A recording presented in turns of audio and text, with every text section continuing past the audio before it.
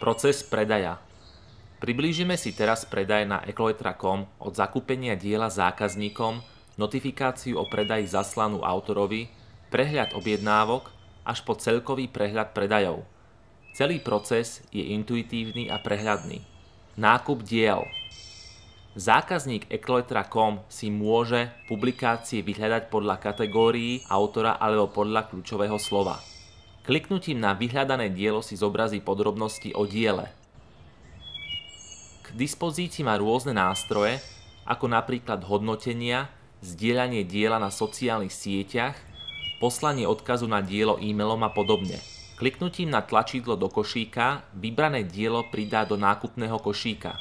Rozkliknutím nákupného košíka a kliknutím na zobraziť obsah košíka otvorí prehľad položiek pripravených na zakúpenie.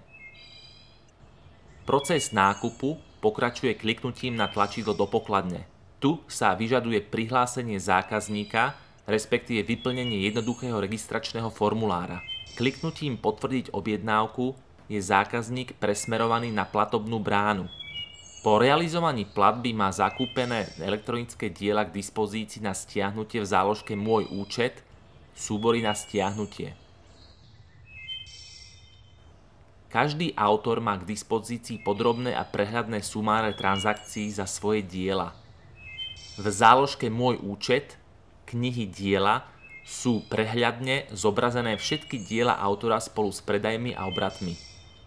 V záložke Môj účet objednávky sa nachádza časový prehľad objednávok spolu s informáciami o zákazníkoch.